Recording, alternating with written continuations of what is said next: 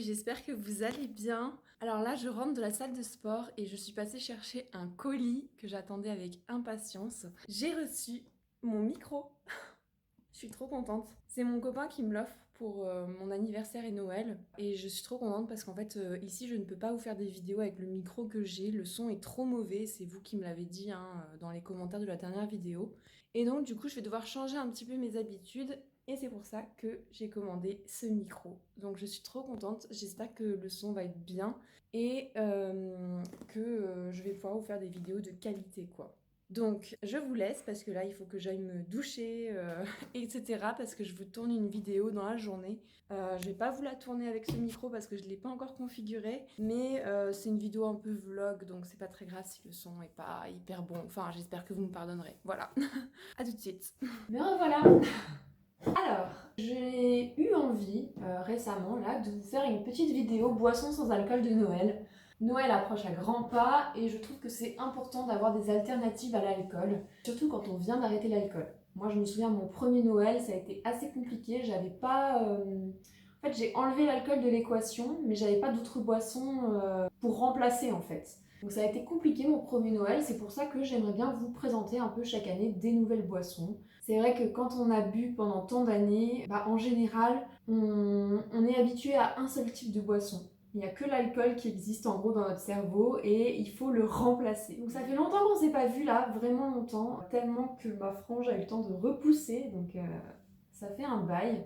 D'ailleurs, je ne réitérerai pas l'expérience pour cette frange, c'était très joli, hein, j'ai beaucoup aimé, mais pendant une semaine, voilà. Bref, mais je suis pas là pour vous parler de ma frange. Donc, je vais vous présenter un petit peu dans cette vidéo des boissons sans alcool, donc de Noël, et j'aimerais bien discuter un petit peu avec vous. Enfin, vous parler un petit peu de mes 2 ans sans alcool, parce que c'était il y a quelques jours.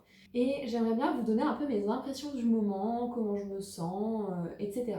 Ça va être un peu une vidéo où je vous raconte ma vie, mais bon, vous commencez à avoir l'habitude. Je fais souvent des vlogs comme ça en ce moment, et beaucoup moins de vidéos informatives. Mais il faut savoir que j'ai vraiment prévu que mes vidéos informatives reviennent. Je me suis rendu compte que là, dans l'année, j'en ai pas fait énormément. Et pourtant, c'est ce que j'aime le plus faire, donc c'est un peu mon objectif 2023, voilà, vous faire plus de vidéos informatives plutôt que des vlogs, ou les deux si possible, on verra ce que ça donne.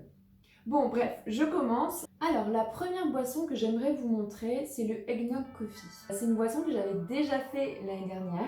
Alors j'espère que cette fois, ma vidéo sera moins galère que l'année dernière, parce que l'année dernière, j'avais fait ça dans ma cuisine étudiante, donc clairement, il n'y avait pas beaucoup de place, donc j'espère que là, ça sera moins galère. Normalement, ça devrait aller, et je me suis mieux préparée. Mais voilà, je l'avais déjà fait l'année dernière, et j'ai envie de la refaire, pour ceux qui n'ont pas vu la vidéo, et parce que j'ai envie de boire ça aussi aujourd'hui. Donc, on va commencer. Alors, pour le eggnog, vous allez avoir besoin de lait. Alors, moi, j'ai pris du lait d'avoine, mais vous pouvez prendre du lait normal, ou n'importe quel lait qui vous fait plaisir, du lait végétal. Il faut donc du sirop d'érable, de la vanille liquide. Alors c'est marrant parce que y a marqué vanille bourbon. Et quand j'étais petite, j'étais persuadée que c'était un mélange de vanille et de bourbon. J'étais persuadée de ça. Et d'ailleurs j'ai cru ça pendant très longtemps. Cette croyance, je l'ai vraiment remise en question que très récemment. Vous savez, c'est les croyances qu'on a quand on est petit et qui persistent à l'âge adulte, vous voyez. Voilà, moi j'étais persuadée que vanille bourbon, c'était un mélange de vanille et de bourbon. C'est des vieilles croyances qu'on ne remet jamais en question en fait, un petit peu comme l'alcool, comme le fait que l'alcool est bon pour nous. Donc de la vanille liquide, il faut un jaune d'œuf, et pour le topping, de la crème chantilly et de la cannelle. Ah oui, et du café, il faut du café aussi. Donc la première chose que je vais faire, c'est séparer le blanc du jaune.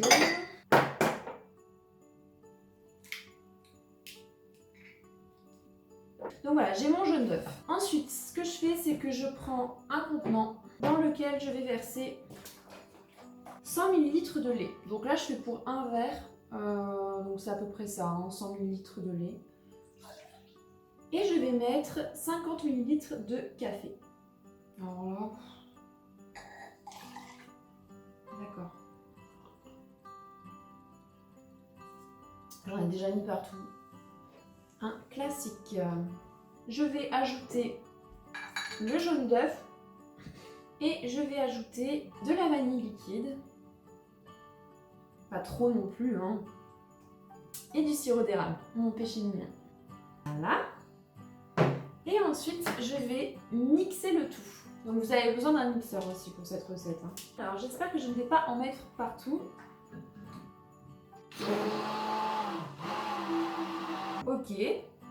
Donc voilà, une fois que vous avez ça, vous allez pouvoir donc dresser votre eggnog. Donc je prends une belle tasse. Je vais verser le liquide dans ma tasse. Voilà. Et je vais ajouter sur le dessus de la crème chantilly. Et je vais mettre de la cannelle pour faire joli. Et comme l'année dernière, je vais prendre une petite étoile, j'en ai plein comme ça, et je vais la dresser. Et voilà! Regardez! Je trouve ça beau! Et je vais passer à la dégustation. Moi, je connais déjà, je sais que j'aime en vrai. Alors, j'aimerais bien vous parler un petit peu de mes 2 ans sans alcool. Donc c'était mes 2 ans sans alcool il y a quelques jours, donc ça commence à faire un bail, purée, c'est ouf. Franchement, je suis assez choquée de voir à quel point c'est passé vite. Ça fait 2 ans, j'ai l'impression que c'est passé comme ça, vous voyez. En fait, là, le sentiment que j'ai, c'est qu'aujourd'hui c'est tellement facile pour moi que, je sais pas, en fait ça passe vite quoi. Enfin, je m'en rends même pas compte que ça passe. Parce que j'ai plus de soucis avec ça en fait. L'alcool a complètement disparu de ma vie. Et c'est incroyable, c'est que je vis sans alcool et je vais bien. Je vais même très bien. Je sais pas, c'est un sentiment hyper dingue. En fait, ça a tellement fait partie de ma vie pendant très longtemps et que là, tout d'un coup, ça n'en fait plus partie.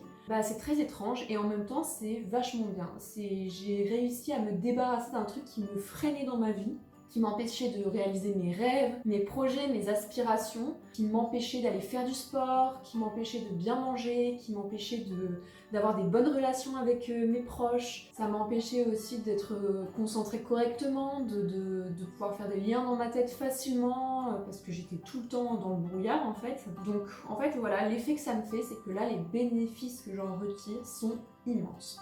C'est vraiment, je sais plus où j'avais lu ça, quelqu'un qui disait le bonheur inattendu de la sobriété. Et c'est exactement ce que je ressens en fait, c'est que les bénéfices ont dépassé toutes mes espérances. Je pensais que ça irait mieux, mais là en fait je vais beaucoup mieux que ce que je pensais, voilà. Donc c'est un bilan hyper positif. Je suis tellement heureuse d'avoir arrêté, mais je ne vous dis pas à quel point. Quand je vois les dégâts que ça fait autour de moi, et je me dis waouh, en fait tu l'as fait quoi. T'as arrêté, t'as réussi à arrêter alors que c'est quelque chose qui est à contre-courant de la société, et tu l'as fait pour toi en fait. Et je suis fière de moi, voilà, 2 ans, je suis fière de moi.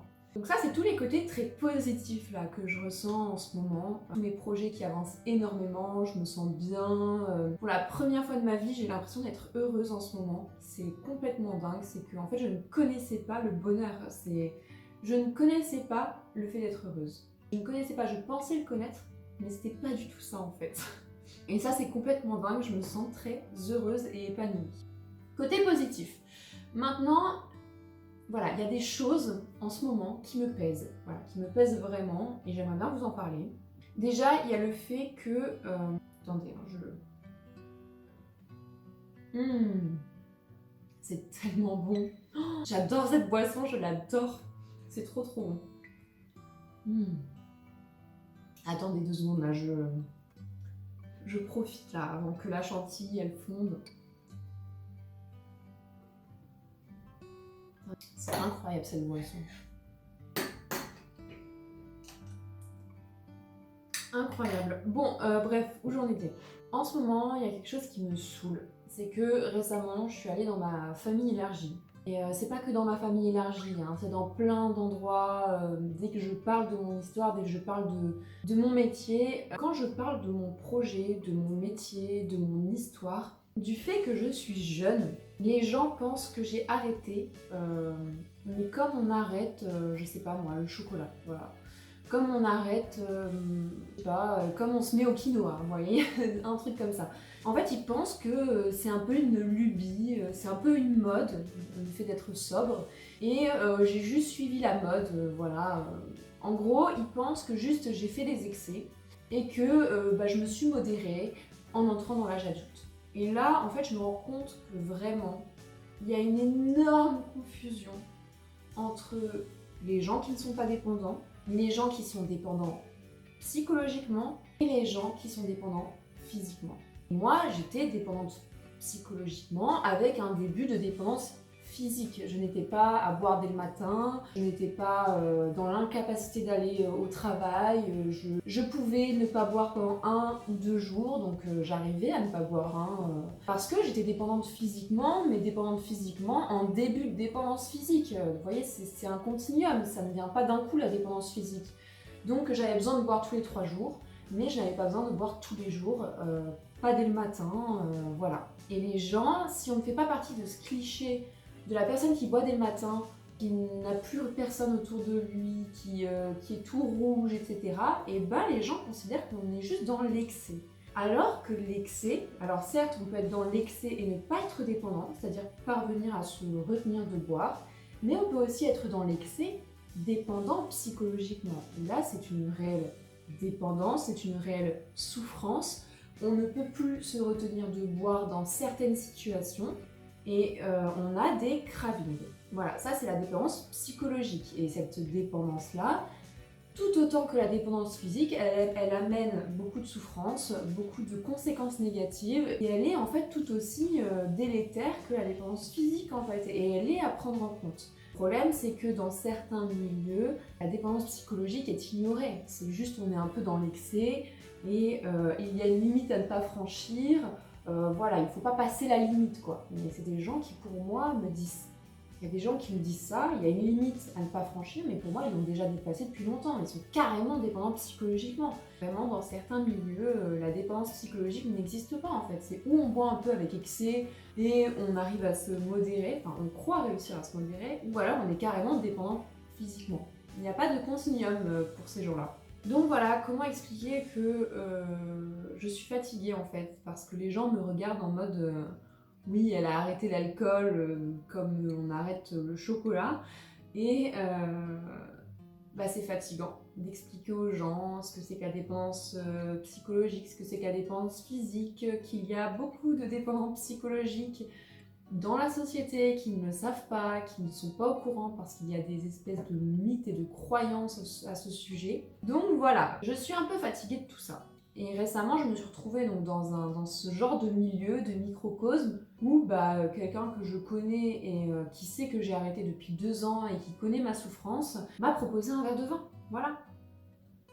On m'a proposé un verre de vin et cette personne sait pourtant que j'ai arrêté, elle sait que pour moi c'est difficile, etc. Mais en fait, les gens ne se rendent pas compte. Ils pensent que, ok, j'ai arrêté l'alcool, mais j'ai arrêté de manière générale. Donc, je peux boire un verre de temps en temps. Mais non, ce n'est pas ça. Et je me rends compte qu'il y a un énorme travail à faire et qu'il y a du boulot, en fait. Il y a vraiment du boulot dans la société. Là, je suis en pleine réflexion pour savoir comment faire, moi, à ma petite échelle, pour faire un petit peu évoluer les choses autour de moi. Voilà, je me pose des questions. Beaucoup de questions. Parce qu'il y a encore tellement de milieux où c'est ok, où c'est pas remis en question. Les gens sont d'accord avec moi, ils me disent oui, l'alcool c'est pas bien si on est dans les excès, etc. Et les gens qui me disent ça, ils sont dépendants, quoi. Il y a même des dépendants physiques, c'est-à-dire qu'ils ne peuvent pas s'empêcher de boire le soir, mais vu qu'ils s'empêchent de boire en journée, il n'y a pas de souci, quoi. Ils n'ont pas franchi la limite. C'est triste de voir ces divergences, en fait, à ce sujet. Voilà, ça me rend triste. Voilà, je suis triste et je ne sais pas comment faire pour... J'aimerais changer les choses, voilà, je pense que j'aimerais avoir un impact sur le monde par rapport à ça, mais je me rends compte de tout le boulot qu'il y a. Et je ne sais pas, il va falloir que je trouve des moyens de... Le problème aussi, c'est que souvent, expliquer ce que c'est que la dépendance psychologique et la dépendance physique, ça prend beaucoup plus de temps que juste une présentation, quoi. Ça nécessite une discussion, parce qu'il y a des nuances, il faut bien nuancer, je veux dire, c'est pas tout blanc, tout noir. Ça nécessite discussion, et les gens n'ont pas le temps, n'ont pas envie d'avoir cette discussion, parce que ça remettrait en cause leur propre consommation. Donc voilà, je vous avoue que je suis un tout petit peu fatiguée de devoir expliquer aux gens. En même temps, c'est quelque chose que j'ai choisi. J'ai choisi de faire cette chaîne YouTube, j'ai choisi d'en faire mon métier, et forcément, donc je suis à contre-courant et il faut que je l'accepte. Mais c'est vrai que c'est très fatigant. Voilà, c'est tout. Et ce qui est fou aussi, ce que j'ai remarqué, c'est que quand je parle de mon métier et de ce que je fais dans la vie, les gens, plutôt que de me demander en quoi ça consiste, qu'est-ce que je fais exactement. Vous voyez, des questions normales quand on s'intéresse au métier de quelqu'un. Et ben les gens me justifient leur consommation. C'est la première chose qu'ils font. C'est-à-dire que je vais leur dire oui, j'accompagne donc pour aider les gens à arrêter l'alcool. Les gens vont me dire non mais moi je ne bois pas, hein. Je ne bois jamais. Hein. Enfin si je bois mais modérément. Ou alors non mais moi je m'autorise tant de verres par semaine et je ne déroge pas. Vraiment les gens se sentent obligés de me justifier leur consommation alors que je m'en fiche mais totalement en fait. Je pense qu'ils croient que je les juge. Alors que je ne juge personne, moi. Les gens veulent se justifier devant moi et je suis fatiguée de ça, de constamment avoir des discussions sur la consommation d'alcool des gens. Mais c'est des discussions unies. En fait, ils me parlent de leur consommation et tout ce que je vais dire derrière n'est pas entendu. Enfin, c'est... Ou quand on est en soirée, les gens qui disent non mais dis pas ça, il y a Angélique qui est là. Mais je m'en fous en fait. Genre, vous pouvez boire ce que vous voulez, je m'en fiche. Moi, j'ai fait un choix pour moi. C'est pour moi que j'ai fait ce choix, parce que c'était bon pour moi ce que les autres font, mais je ne m'en fiche totalement. Moi, j'aide les gens qui sont dans une demande. Si les gens ne sont pas dans une demande, je ne vais pas essayer de les convaincre. Jamais de la vie, en fait. Pour moi, essayer de convaincre quelqu'un, ça ne marche jamais. Je n'ai jamais réussi à convaincre personne. Et donc, je pense, sincèrement, vraiment, que c'est plus intéressant de montrer par les actes que par les paroles. Donc c'est ce que je fais. Mais du coup, voilà, les gens croient que je les juge et que j'essaye de les convaincre, mais c'est faux, je m'en fous totalement. Bon voilà, on s'en fout. Là, je vous dis ce que je ressens en fait. Bon, on va passer à la boisson d'après là, parce que je parle, mais on a encore 3 boissons à faire. C'était trop bon. Vraiment, je vous conseille cette boisson, elle est incroyable. Elle est juste incroyable, incroyable, incroyable. Allez, on passe à la suite. Alors, la deuxième boisson, on va faire un jus de pomme épicé. Alors, je n'ai jamais fait cette boisson, mais on va essayer ensemble, je vous dirai si c'est bon. Alors, on a besoin pour ça d'1 litre de jus de pomme, de 2 oranges, 2 citrons, des bâtons de cannelle, de la muscade moulue et de la cassonade. Première étape, on va couper les oranges et citrons en tranches. Alors, moi je vais faire pour un verre parce que clairement je ne vais pas boire 1 litre de jus de pomme aujourd'hui. Donc je vais pas en couper énormément. Donc je vais mettre juste 2 tranches en fait, vu que c'est que pour un verre. Donc vous mettez dans une casserole. Pareil pour le citron. Hop. Ensuite, vous allez mettre du jus de pomme. Donc moi je vais mettre juste pour un verre. Donc je vais mettre, allez, 100 ml. Vous mettez dans la casserole et vous allez mettre 25 g de cassonade.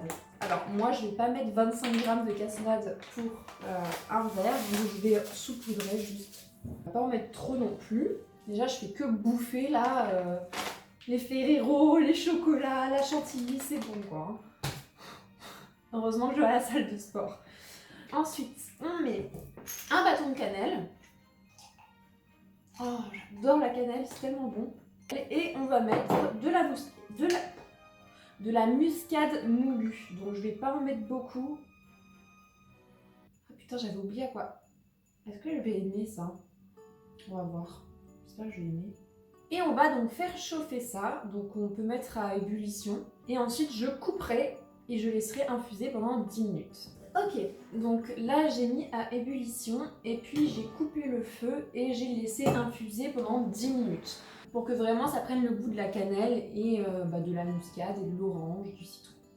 Donc on va verser maintenant dans un gros verre. Alors, j'en ai pas fait beaucoup étant donné que je suis seule. Mais il faut imaginer, si vous êtes plusieurs, ça peut être très sympa à faire ça. Oh, j'adore la couleur, c'est très beau. Je vais vous montrer la couleur parce que c'est vraiment joli. Hop, je vais goûter ça.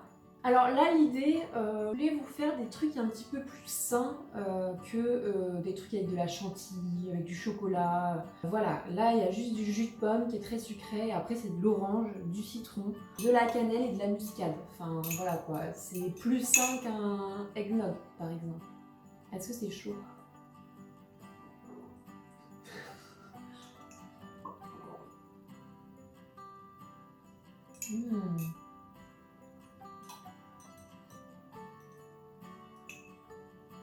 Et bah c'est bon, écoutez, franchement c'est bon. Ça ressemble au faux vin chaud. que je vous avais fait l'année dernière. Je vous l'ai pas fait là dans cette vidéo parce que je vais le faire à Noël. Et je vais vous filmer ça, je vous ferai un vlog Noël et Nouvel An. Et à ce moment-là, je vous filmerai le faux vin chaud de Noël. Mais là, c'est vraiment pas mal en fait. Hein. Ça ressemble, mais je dirais même c'est presque le meilleur. En fait, j'adore le citron et la muscade. Et en fait, j'aime la muscade. C'est fou. Vous savez pas?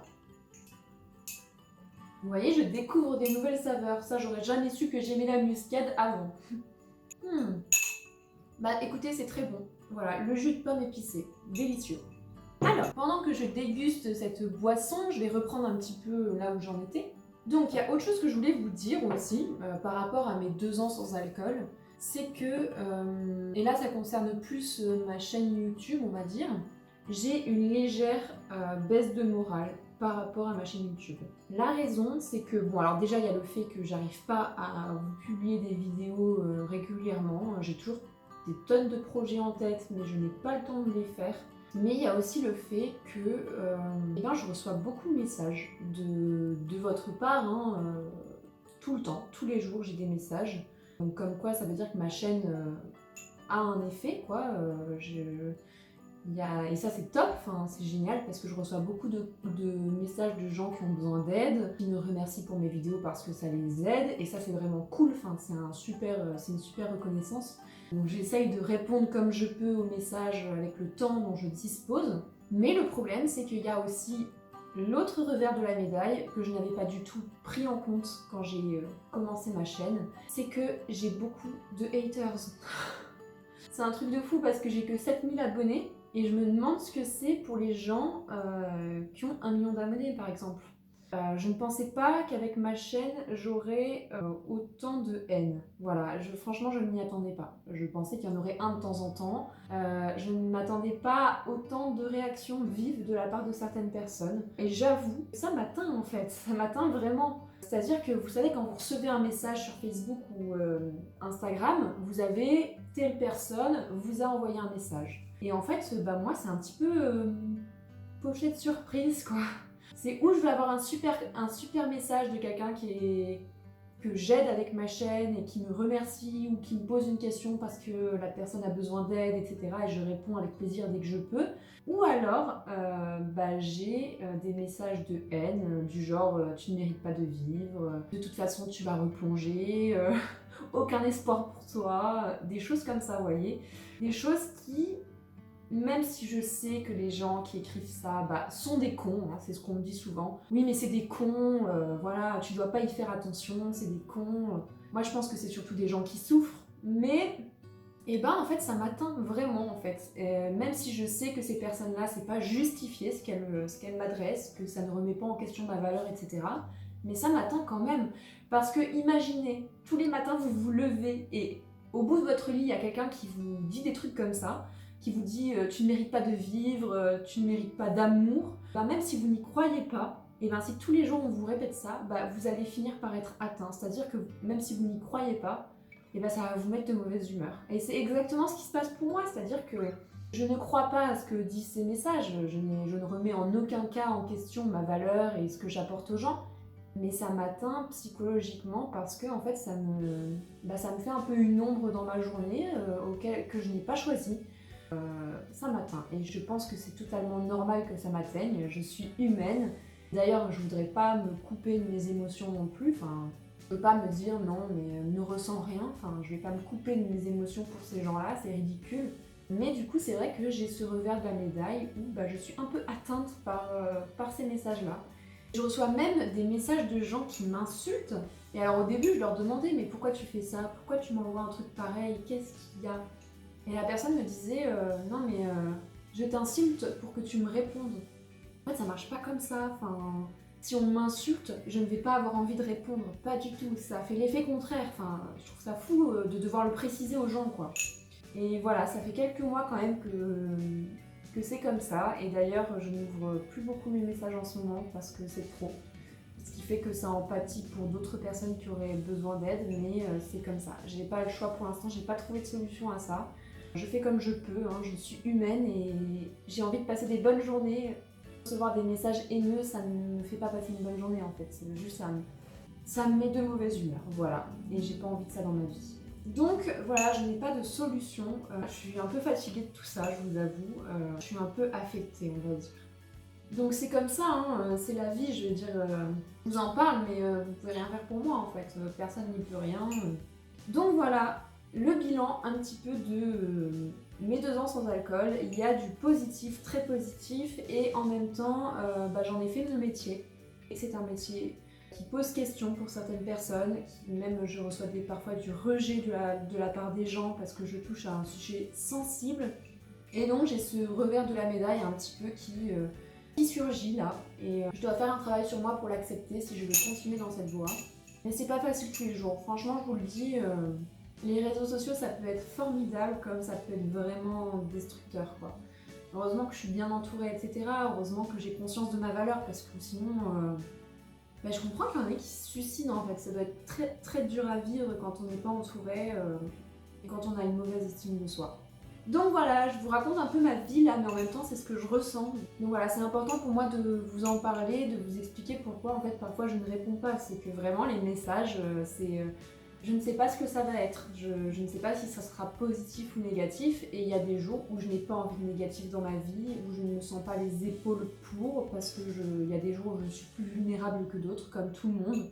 Donc voilà. Bon, bref, j'arrête là. Allez, c'est parti. Alors, cette fois... Alors, je me rends compte qu'il y a les souffleurs de feuilles dehors, donc j'espère que vous n'entendez pas les souffleurs de feuilles dans la vidéo, parce que sinon ça va... Est-ce que j'attends? Où ils en sont?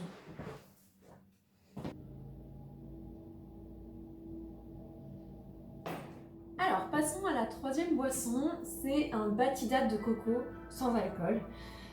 C'est une amie qui m'a fait ça la dernière fois que je suis venue chez elle et j'ai trouvé ça très très bon, même s'il faut pas en boire trop sinon c'est écœurant je pense. Mais je me suis dit que j'allais quand même vous montrer la recette. Donc pour ça vous avez besoin d'un shaker, si vous en avez pas vous prenez un mixeur tout simplement. Vous avez besoin de lait concentré sucré, vous avez besoin de lait de coco. Pour la déco, moi j'ai pris des mini marshmallows et vous avez besoin de glace pilée que je vais aller chercher tout de suite. On met dans un premier temps la glace pilée dans le shaker. Oups. Ensuite, on va mettre pour un verre, là je fais 40 ml de lait de coco. Voilà. Et on va mettre 40 ml de lait concentré sucré. Alors j'ai dit à mon copain de m'en acheter. Je pensais qu'il me ramènerait un tout petit pot et il m'a pris un énorme pot genre et en fait j'ai appris qu'il adorait ça donc il a fait exprès en fait. Ça me fait rire. Ensuite, donc, on va mettre 40 ml de lait concentré sucré que je vais verser dans le shaker et le shake.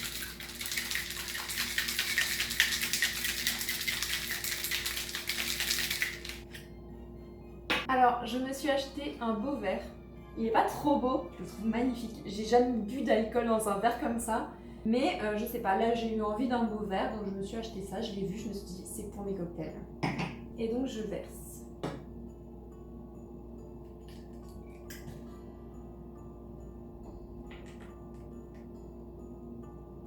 Et moi, je rajoute par-dessus, ça passe un peu Noël quoi, vous voyez, des mini marshmallows. Alors, l'année dernière, je vous avais parlé des Rocky Mountain, les marshmallows américains. Et j'en ai pas trouvé, donc j'ai pris Little Becky, la marque. Je vous jure que les marshmallows américains n'ont rien à voir avec les marshmallows qu'on trouve dans le commerce français. Ça n'a rien à voir. Ce n'est pas le même goût, ce n'est pas la même texture. C'est beaucoup moins sucré, enfin ça a l'air beaucoup moins sucré et c'est tellement meilleur. Donc vraiment, je vous conseille, si un jour vous pouvez goûter, il y en a des fois dans les supermarchés, dans les rayons monde, franchement goûter c'est trop bon quoi. Meilleur marshmallow, enfin les marshmallows français, enfin ceux qu'on trouve dans le commerce, vous savez dans le rayon bonbons, ils sont pas bons, enfin je les trouve pas bons, ils sont trop sucrés, j'aime pas. Donc on va goûter, alors je connais ça, hein. Ce qu'il faut goûter c'est surtout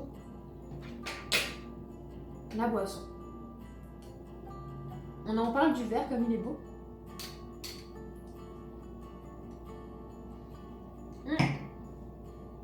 Ah, c'est bon, hein. Faut vraiment aimer la coco pour aimer cette boisson, hein, par contre, je vous préviens. Mais moi, je trouve ça très très bon. Après, je pense vraiment que c'est pour un ou deux verres. Je pense que plus, franchement, ça serait trop écœurant. Même là, vous voyez, déjà, ça commence un peu à être trop pour moi. Un peu trop sucré. Mais après, c'est très bon. C'est bon. Bah écoutez, j'en ai fait qu'une bouchée de ce cocktail. Délicieux. Je vous le conseille. Alors, pour la dernière boisson, on va partir sur quelque chose de froid. On va faire un pétillant pomme cannelle. Voilà, c'est le nom que je lui ai donné. L'idée, c'est de faire un petit peu un truc un peu champagne, un truc pétillant en fait, qui pétille et qui ressemble un petit peu. Enfin, ça va pas vraiment ressembler, mais dans l'idée, voilà, quelque chose qui pétille. Donc, ce qu'il vous faut pour ça, c'est du jus de pomme, de l'eau gazeuse ou de la limonade, suivant si vous voulez quelque chose de sucré ou de pas sucré. Voilà, l'idée ici aussi, c'est de faire un truc assez sain, pas trop sucré. Moi, trop de sucre, au bout d'un moment, je peux pas, donc je suis obligée de trouver des alternatives un peu plus saines. Il faut donc de la cannelle et des petites pommes. Donc, la première chose qu'on va faire, c'est qu'on va couper les pommes en tranches. Voilà. Alors, j'en ai pas besoin énormément, moi, donc je fais qu'un seul verre. Disons que je vais prendre 2 tranches. Voilà, prenez des tranches assez jolies, quoi, c'est pour la déco. Enlevez les pépins aussi, accessoirement. Putain, si vous saviez. Je mange des pépins de pommes tout le temps. En fait, je vous explique. Moi, quand je mange une pomme, depuis petite, je fais ça. Quand je mange une pomme, je mange tout, sauf la queue, en fait. Je sais pas si je suis la seule à faire ça sur Terre, mais en fait, c'est que quand j'étais petite, j'avais la flemme d'aller jeter mon trognon à la poubelle. Du coup, j'ai commencé à manger toute la pomme en entier et j'ai jamais arrêté. Voilà, et on dit qu'il y a du cyanure dans les pépins, donc disons que si quelqu'un essaye de m'empoisonner au cyanure, je doute que ça ait un effet, vous voyez. Mais voilà, c'est une de mes particularités, c'est un fun fact sur moi, vous voyez. Et ma mère, alors, il faut savoir aussi que je mange beaucoup de pommes par semaine, c'est-à-dire que je peux manger 5 pommes par jour sans problème. Et quand j'étais petite, j'étais presque à 10 pommes par jour. Ma mère, elle achetait des cagettes.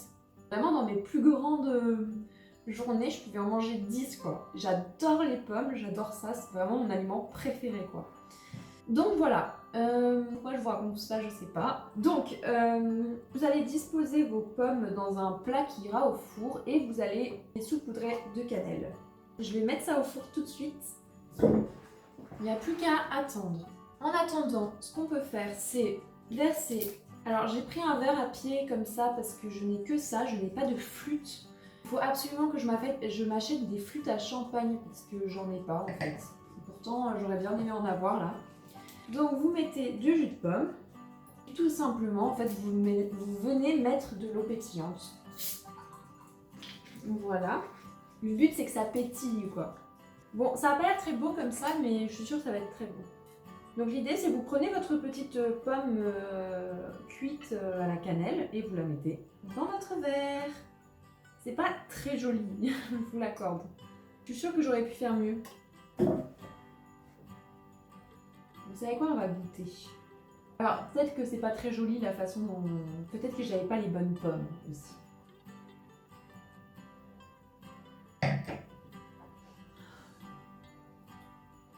C'est du champomis. Ça a exactement le goût du champomis. En même temps, le champomis, c'est quoi? C'est du jus de pomme et du pétillant. Donc, c'est du champomis à la cannelle. Voilà. Franchement, ça passe. C'est pas exceptionnel, mais disons que si vous avez besoin d'une boisson un peu saine et un peu festive, c'est parfait en fait. Alors peut-être qu'on peut faire plus joli que ce que moi j'ai fait. Bon, voilà, c'est la fin de ces boissons sans alcool. J'espère que ça vous a plu, j'espère que ça vous a donné des idées. Après, n'hésitez pas à prendre mes recettes et à faire vos propres recettes. Enfin, moi, c'est des recettes que j'ai... En fait, ces recettes-là, c'est des recettes que j'ai trouvées et que j'ai améliorées à mes goûts, vous voyez. Donc, faites un petit peu comme vous voulez. Voilà, je vous ai tout dit. Juste par rapport à Noël, n'oubliez pas que Noël n'est pas fait pour se bourrer la gueule à la base. Noël, à la base, c'est fait pour passer du temps avec ses proches, pour se réunir, se rassembler, pour améliorer ses relations avec ses proches, pour faire des activités collectives, des jeux, pour partager. Pour moi, Noël, c'est synonyme de joie, d'amour, de partage, de pleine conscience aussi avec ses proches. C'est un peu une fête de l'amour, quoi. Donc, si vous ne savez pas comment gérer Noël là, sans alcool, donnez-vous des petits objectifs. Par exemple, donnez-vous l'objectif d'améliorer une relation avec un proche, de jouer avec, je sais pas, votre neveu par exemple, des choses dans le thème de Noël. Et c'est clairement pas en vous bourrant la gueule que vous allez le célébrer. Vous risquez d'être pas du tout en conscience avec vos proches, pas forcément d'améliorer vos relations, étant donné que quand on a bu en général, on n'est pas apte à être présent pour les autres. Voilà, j'ai pas vraiment de conseils à vous donner. La seule chose que je peux vous dire, c'est courage. Ceux qui sont en train d'arrêter, courage. Pour ceux qui ont déjà arrêté, courage. Sachez que c'est temporaire. Moi, mon premier Noël a été très compliqué, mon deuxième, sans problème. Et là, c'est quand même mon troisième Noël. Attendez, c'est mon combienième de Noël là? Mais c'est ça, ça fait 2 Noëls sans alcool. Donc là, ça va faire mon troisième Noël sans alcool et les doigts dans le nez quoi. C'est pas du tout un problème pour moi, l'alcool ne va pas me manquer. Donc dites-vous que la difficulté, elle est temporaire. Et si c'est difficile aujourd'hui, mais sachez que ce ne le sera pas à chaque fois, à chaque Noël. Déjà, si vous passez un Noël sans alcool, dites-vous que bravo déjà, surtout si votre famille boit beaucoup. Dites-vous que vous pourrez faire tous les prochains Noëls que vous passerez en fait. Vous l'avez déjà fait une fois, donc vous pourrez le refaire. Donc la difficulté, elle est temporaire, il faut juste tenir bon cette fois-ci. Voilà, c'est la fin de cette vidéo. Je vous referai une vidéo vlog Noël et Nouvel An. Je vais vous filmer un peu tout ça, parce que j'ai d'autres boissons à vous montrer. Et voilà, on se retrouve ensuite, donc on se retrouve en janvier pour de nouvelles aventures. Je vous dis à très bientôt, je vous souhaite un très bon Noël et surtout prenez soin de vous.